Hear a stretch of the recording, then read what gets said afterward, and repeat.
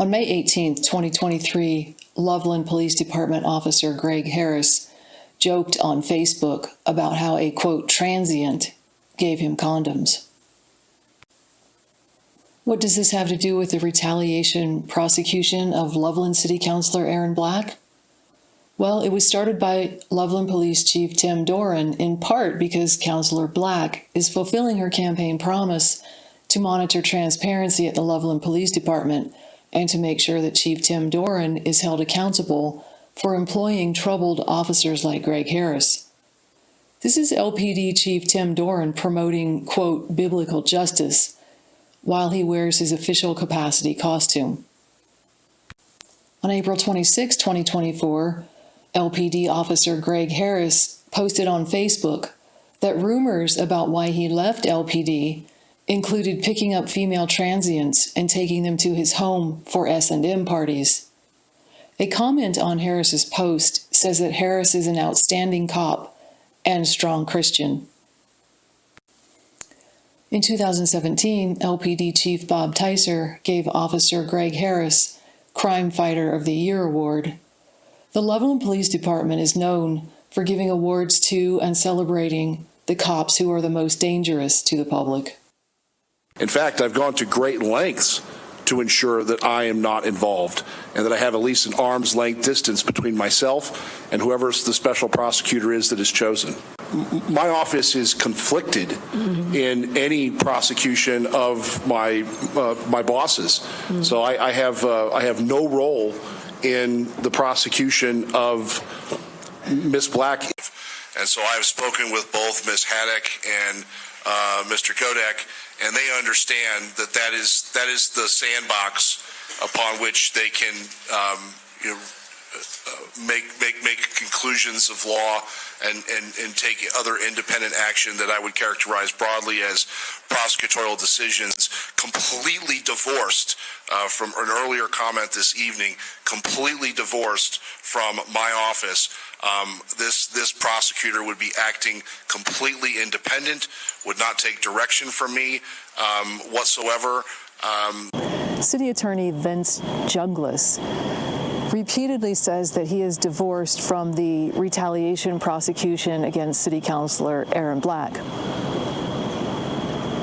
However, if you look at the Colorado rules of professional conduct concerning an attorney's ethics and an attorney's responsibilities, it looks like Mr. Junglas may be in violation. But even if he's not in violation of the rules that govern attorneys in the state of Colorado, he's most certainly violating the Loveland City Charter. Article 5, Code of Ethics. So the Article 5 Code of Ethics has to do with city employees and conflicts of interest, and this is what it says. A city employee with a conflict of interest in a matter may not take any official action concerning the matter. So what do we know for sure? We know for sure that City Attorney Vince Junglas has directly contacted attorneys for consideration in this special prosecution against City Councilor Aaron Black. We know for sure that City Attorney Junglas repeatedly says that he is at least an arm's length distance from this matter and that he is completely divorced from involvement in the targeted retaliation against City Councilor Aaron Black. We know that for sure because City Attorney Junglas keeps saying that. He keeps writing that in emails and he keeps saying that on camera in public. Article 5 from the Loveland City Charter, the Code of Ethics, also says that an individual with a conflict of interest may not participate in any discussion of the matter or any executive session concerning the matter and may not attempt to influence any other member's votes. Well, we know that City Attorney Junglas was the agenda item presenter on February 4th, 2025 concerning the targeted prosecution of City Councilor Aaron Black. We also know, because Junglas admitted, that he personally contacted attorneys who were being considered for this targeted prosecution. We also know for sure that City Attorney Junglas said that he directed the two special prosecutors about which they could investigate City Councilor Aaron Black. And so I've spoken with both Ms. Haddock and Mr. Kodak, and they understand that that is the sandbox upon which they can make conclusions of law and take other independent action that I would characterize broadly as prosecutorial decisions. We know for sure that City Attorney Junglas has crossed ethical and legal lines because he told the special prosecutors what they could investigate. He calls that the sandbox. And in the city charter, there is no provision, there is no clause, there is no waiver, and there is no excuse for Mr. Junglas to provide a sandbox for any targeted prosecution. And so I've spoken with both Ms. Haddock and Mr. Kodak, and they understand that that is the sandbox upon which they can make conclusions of law and take other independent action that I would characterize broadly as prosecutorial decisions. And if that's not enough, there's more. In an email response to me and to City Council on February 12th of 2025, City Attorney Junglas says, quote, "As a last-ditch effort to increase the number of eligible prosecutors for the council's consideration, I, meaning Junglas, spoke with another attorney from April 2024. Now again, Mr. Junglas admits in his own writing that he has violated ethics, he has violated the Loveland City Charter, and he's doing it in plain sight. He can get away with it because he hopes that no one's paying attention.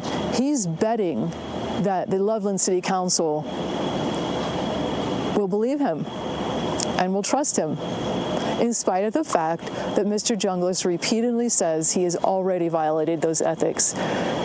He has put on the record that he has a conflict of interest, and that has not stopped him from interfering, crossing legal lines, and violating ethics. During the Loveland City Council meeting on February 4th of 2025, City Attorney Vince Junglas threw down a rule that governs attorneys in the state of Colorado. His citation was 1.113. He couldn't exactly remember it, which was fine. It was 2 o'clock in the morning. However, I looked that particular rule up, and it has to do with conflicts of interest and organization as client. So I read that. Well, I thought it was interesting that he was prepared to cite the rules that govern attorneys in Colorado. It was almost as a Freudian. It was almost a Freudian slip, or maybe it was a Freudian slip. It felt Freudian because Mr. Junglas was prepared to talk about his conflict of interest, specifically citing the rules that control him. But that's not the only rule of professional conduct that controls Mr. Junglas, and he left out some key rules. But at least he's aware and has admitted publicly that he has a conflict of interest, and that means he can have no participation in this case whatsoever. If you combine the Colorado Rules of Professional Conduct that governs attorneys in Colorado with the Loveland City Charter, Vince Junglas for numerous times has violated both, and he knows it. He's hoping you don't know it. In the Loveland City Charter, which, by the way, is what document is being used to retaliate, prosecute City Councilor Aaron Black, Section 5.3 says this about conflicts of interest. no city employee shall take any official action concerning any matter as to which the employee has a conflict of interest. We know for sure that Vince Junglas has already violated that because he's repeatedly contacting the special prosecutors who are going to investigate Aaron Black. Section 5.3 also says, the provisions of this article shall be in addition to any applicable conflict of interest provisions of the state statutes that are at least as restrictive as this article, and shall supersede any such conflict of interest provisions of the state statutes that are less restrictive than this article. Remember, City Attorney Vince Junglas is controlled in the state of Colorado by the rules of professional conduct that govern attorneys. So I'm not sure what City Attorney Vince Junglas is thinking with his direct involvement in this retaliation prosecution against City Councilor Aaron Black, but it's well documented that he has crossed ethical and legal lines. And now the City Council has another problem attorney on their hands. As with City Attorney Tammy Yellico, City Attorney Moses Garcia, we have City Attorney Vince Junglas, who theoretically should recuse himself from every single issue involving Loveland police officers because of his long history covering up and helping defend problem officers in this city. He should never have been hired for this position based on his inherent conflicts of interest with the Loveland Police Department. I will include the rules of professional conduct and the Loveland City Charter applicable sections in the comments on this post. I will also include as PDFs the full email thread between Loveland City Council and myself concerning the conflict of interest that City Attorney Vince Junglas has. That will all be in the comments. And again, if you're watching on YouTube or X, you can find those PDF links on my Facebook page at Stacy Lynn, Investigative Journalist.